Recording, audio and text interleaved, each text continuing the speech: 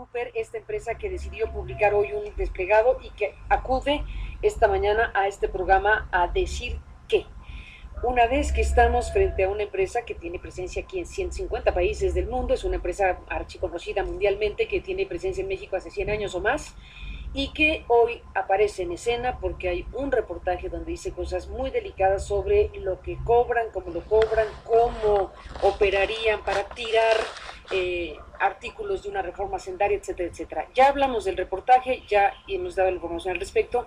¿Qué tienen ustedes que decir, José Antonio? Buenos días nuevamente. Buenos días, Carmen, un gusto estar contigo y con tu auditorio. Mira, efectivamente creo que tú has señalado varios temas que decía el reportaje. Nuestra empresa, como bien dices, en México tiene más de 100 años. Antes de que la profesión contable se estableciera, ya estaba PricewaterhouseCoopers. Y lo más interesante es que ya veníamos con un código de ética y con unos protocolos de operación. Algo que para nosotros es muy importante que la opinión pública y sobre todo la de los lectores del Universal conocieran, era el punto de vista de PwC en relación a varias imprecisiones que podían venir de la nota original. Por ejemplo, la imprecisión desde el inicio de que nuestra sede no está en Londres, está en Nueva York. Otra imprecisión muy importante es que no somos una empresa extranjera. La firma PricewaterhouseCoopers SC es una firma nacional. Nuestro socio director es un mexicano y da trabajo a 4.500 empresas mexicanas, personas mexicanas. Entonces a lo que voy es una empresa netamente mexicana que es parte de la red global de PricewaterhouseCoopers a nivel mundial, PwC ahora, y PwC tiene estrictos protocolos de operación, por un lado.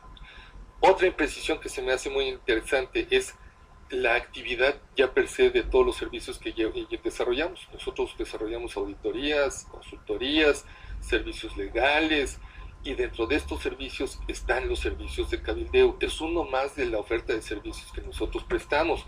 Dentro de los servicios de cabildeo atendemos a las más estrictas reglas que operan en nuestro país, que son las que tiene la Asociación de Profesionales de Cabildeo, PROCAB, y ahí nos adherimos al número de los registrados, estamos certificados por el PROCAB, y también estamos de alguna manera con el código de ético de PROCAB, aunque el nuestro también es un código de ética quizá de mayor envergadura en el sentido de la astringencia, de la delicadeza de tocar algunos temas, como venían los montos y tarifas por algunas actividades. ¿Cobran $1 millón por cambiar un artículo de una reforma hacendaria? ¿Sí o no? Imagínate, no. Literalmente te puedo decir no. La cifra, para empezar, cuando la tomó el Universal, el texto de la presentación venía con la imprecisión de que como estaba en inglés, el articulista pensó que las cifras eran en dólares. La cifra es $1 millón y es por una serie de estudios que tienen que ver con la evaluación económica del impacto que podía tener una discusión fiscal, un artículo, una implicación o una modificación. Y jamás conseguimos por $75,000 una junta con un funcionario, con un legislador. Jamás podríamos tener una situación así. Y realmente el redondeo, lo que corresponde al $1 millón y a los $75,000, corresponde a todo lo que es la parte de estudio, evaluación y soporte, porque en estas cosas nosotros hacemos un ejercicio de benchmark. O sea, no solo nosotros hacemos lo que sería el impacto económico en México, sino que también vemos qué prácticas mundiales hay para poder hacer llegar al cliente, y en este caso también al legislador posteriormente, esta información. Además de los estudios que involucrarían estas cifras que dices, no son dólares sino son pesos, incluyen, digámoslo así, sencillamente en el paquete, gestionar entrevistas con legisladores, promover específicamente acciones conducentes a tumbar un artículo tal o cual de una reforma. Esa es una tarea que ustedes realizan, ese es algo por lo que cobran y hacen lobbying con los legisladores. Contundentemente te digo que no. Lo que hace la firma es una serie de estudios y evaluaciones para poderle dar al cliente más elementos sobre la evaluación económica y que posteriormente esta la conozca el legislador. Como tú sabes, la actividad de cabildeo está denominada o definida como la situación de informar para influir. A ver, por ejemplo, el tema que será bueno. El tema del artículo 29, la propuesta de aplicar un impuesto del 10% es el de la bolsa. El de la bolsa, ¿No? sí. Entonces, por ejemplo, ustedes dicen, a ver, empresarios, o los empresarios los buscan. Sí. Ese artículo, ese impuesto, esa decisión que se piensa tomar, a mí no me conviene, no me gusta, no la quiero. vamos con los de Price y los vamos a contratar por una cantidad para que hagan qué, porque yo lo que quiero, empresario, es tumbar ese artículo. Claro, mira, ahí lo que nosotros ¿Qué hacemos... sí hacen? ¿Qué sí hacemos? Cuando el propósito, claro, es tumbemos esa reforma o tumbemos los artículos que no nos gustan de la reforma. Para empezar, yo te puedo decir que hay una parte muy interesante que es efectivamente dentro de la base de clientes tenemos empresarios nacionales y extranjeros, porque mucho era dirigido a temas extranjeros. En el tema de lo que es la evaluación de estos artículos, en particular de las deducciones, se toma toda una base y una experiencia mundial, cuál es el impacto económico que esto podría tener en las finanzas, tanto de la empresa, en el sentido de si tiene un impacto de viabilidad, de sustentabilidad del negocio, de realmente si desaparecería o tenía una implicación mayor, una afectación en su negocio, y de esta forma se elabora una serie de estudios con la experiencia nacional que se podría tener y con la experiencia que ha sido el grabar este tipo de ingresos en otros países, y con esos elementos lo que la firma hace es ponerlos a disposición de los legisladores que están a cargo de estos temas para que conozcan otro punto de vista de lo que ha sido el impacto en otros países. ¿Se queda en entregarle al legislador un estudio hecho por ustedes sobre los impactos de tal o cual reforma? No hay regalos, no hay dádivas, no los invitan a la mansión, no los...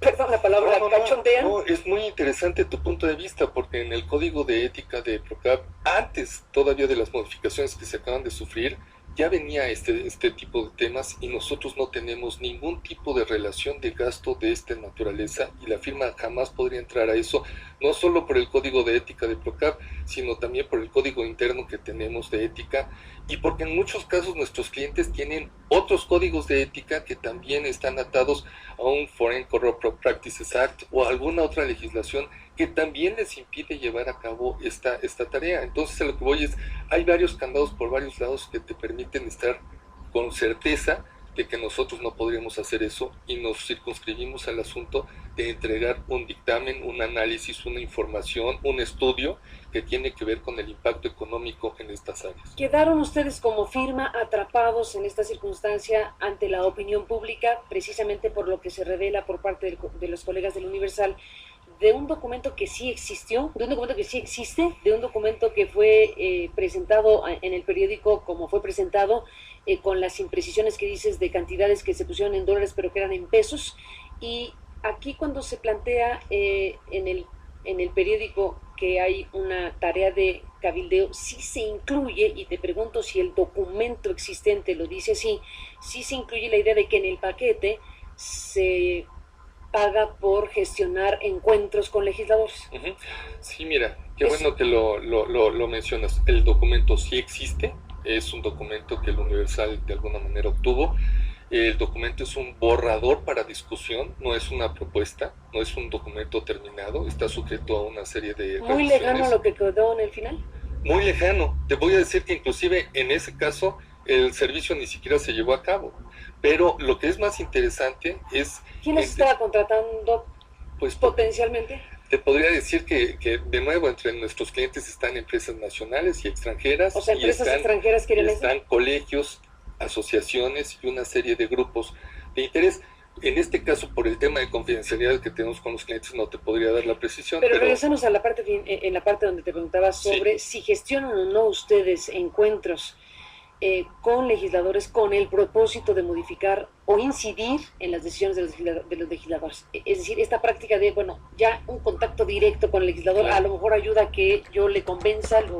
Claro, te puedo decir contundentemente que no. Nosotros lo que hacemos es orientar al cliente, primero, como te decía, en la parte del estudio técnico, el impacto económico, y después sí, en las cámaras pues tienen distintos encargados de estos temas y orientarlos con quién tendríamos que tocar base para que pudieran ellos dialogar e informar sobre la postura en particular de esa industria, de ese conglomerado, etcétera, etcétera. Bueno, para cerrar, porque el tema desde luego da para mucho y como dije, esta publicación dio mucha materia para discusión y muchos legisladores dijeron cosas al respecto, hablando de muchos cabilderos, de una gran presión de los cabilderos, de una indebida actuación de cabilderos, etcétera, etcétera, y aparecen ustedes en escena porque es el documento que se publica al respecto. Habida cuenta que tú dices, nosotros así nos defendemos y esto es lo que hacemos, es verdad que existe una proliferación de firmas de cabilderos en México? Mira, ese es un punto que realmente a nosotros nos interesa también que se vaya transparentando y reglamentando de mejor manera. Efectivamente, hay los cabilderos que están registrados en el PROCAP, que están certificados, que están, digamos, atados al código y luego de ética. Los parientes de otros. Y están algunos otros que también desarrollan actividades de cabildeo.